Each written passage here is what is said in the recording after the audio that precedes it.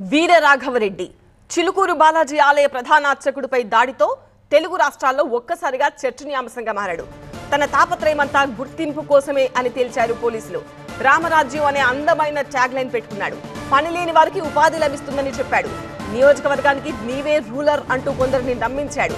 పోలీసుల విచారణలో షాకింగ్ నిజాలు వెలుగు చూస్తున్నాయి.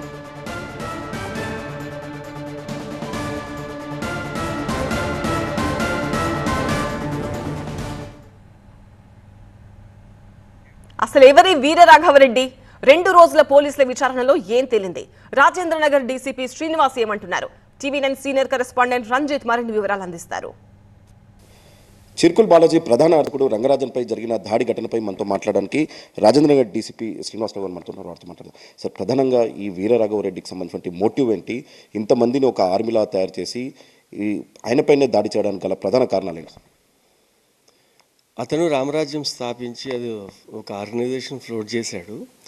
అతని ఊహలు ఆలోచనలు అందరికీ ఉన్నట్లుగానే ఒక విజన్ దాని మీద ఒకటి ఇవ్వటం, కొన్ని మాట్లాడటం జరిగింది. ఇతను బేసికల్గా చెన్నైలో వోకల్ టీచర్గా టీటీసీ చేస్తున్నాడు కాబట్టి, స్కూల్స్లో టీచర్గా మ్యూజిక్ టీచర్గా పనిచేశాడు కాబట్టి ఆ పాటలు ఆ పద్యాలు ఏవైతే ఉన్నాయో అవి మీరు మీడియాలో కూడా చూసుంటారు. అవి కొన్ని అప్లోడ్ చేసి తన అభిప్రాయాలు రామరాజ్యం ఈ విధంగా ఉండాలా, వైలెన్స్తో అంటే ఈ గ్రూప్ లాగా ఫామ్ చేసి ఆర్మీ ఫామ్ చేస్తేనే రామరాజ్యం వస్తుందని అతను పెట్టినప్పుడు దానికి కూడా కొన్ని లైకులు అన్నిటికి వచ్చినా అతనికి కూడా వస్తుంటాయి. ఇప్పుడు ఈ దాడి చేసిన దాంట్లో మాత్రము దానికి ఈ 25 మందిని సెక్యూరిటీ గార్డులు అని చెప్పి రిక్రూట్ చేసుకుంటున్నామని చెప్పి తప్పుగా, తర్వాత వాళ్ళ దగ్గర మనీ తీసుకొని వాళ్ళకే వాళ్ళ డ్రెస్సులు కుట్టించుకొని కొన్ని టెంపుల్స్ తిరిగారు. 15 రోజులు ట్రైనింగ్ అనే పేరు మీద వీళ్ళు అరసవల్లి, తర్వాత విజయవాడ కనకదుర్గ, కన్యకా పరమేశ్వరి, తణుకు అవన్నీ తిరిగి అక్కడ బ్రాహ్మిన్స్ని అడిగారు. వీళ్ళ ఆలోచనలు చెప్పారు. అందరూ వస్తే సరే అన్నట్లుగా వాళ్ళందరూ కూడా వాళ్ళకి ఈ విధంగా చెప్పడం జరిగింది. 6వ తారీఖు రోజు ఫస్ట్ టైం వీళ్ళు ఆ డ్రెస్సులు కుట్టించుకొని వేసుకొని ఇదే ఆర్మీ లాగా ఫస్ట్ పెట్టినట్టుగా ఒక ట్యూబ్లో మన వీడియో ఫొటోస్ కూడా రిలీజ్ చేసుకొని 7వ రోజు పొద్దున్న అక్కడికి వెళ్ళారు.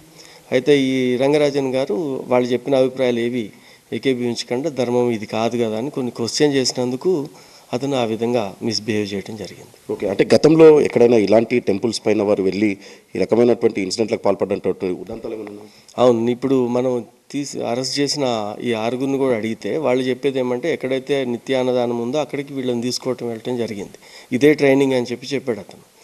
అందరూ అక్కడున్న గుళ్ళకు తిరిగినప్పుడు, ఎవరి పూజారి దగ్గరికి వెళ్ళి అడిగినప్పుడు వీళ్ళు చెప్పిందంతా విని వాళ్ళు సరే చేస్తామని చెప్పారు. ఓకే, అంటే ఇప్పుడు మొత్తం 25 మందిలో కేవలం 6గురిని పట్టుకున్నారు. మిగతా వ్యక్తులంతా ఎక్కడున్నారు? వీరు ఏ రకంగా, అంటే వీరు వాహనాలు కావచ్చు, వీరికి ఉన్నటువంటి ఏ ప్రాంతాల నుంచి వస్తున్నారు? వీళ్ళకి సంబంధించిన ఇంకా మూలాలు ఏమన్నా కనుక్కున్నారు సార్? ఇప్పుడు ఈస్ట్ గోదావరి, శ్రీకాకుళం, తర్వాత నిజామాబాద్, అన్ని జిల్లాల్లో ఖమ్మం ఇక్కడ నుంచి ఉన్నారు. టీమ్స్ వెళ్ళాయి, కొంతమందిని పట్టుకున్నారు, కొంతమందిని పట్టుకుంటారు. వీళ్ళందరూ స్విచ్ ఆఫ్ చేసుకొని వాళ్ళకి ఏం పెద్ద తికానా ఉన్నోడికి ఒక ఇల్లు అడ్డా ఎట్లా ఉంటాయి, పాపం చిన్నవాళ్ళు ఇల్లు, అందరూ సేల్ ఆఫ్ చేసుకొని అందరూ అందుబాటులో లేరు, ఉంది ట్రాకింగ్లో ఉన్నారు, మేము ట్రాక్ చేస్తున్నాం.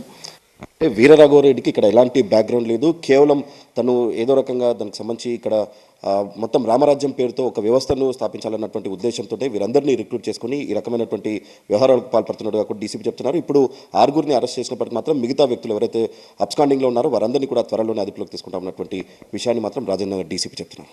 కెమెరామెన్ సురేష్ తో రంజిత్, టీవీ9 హైదరాబాద్.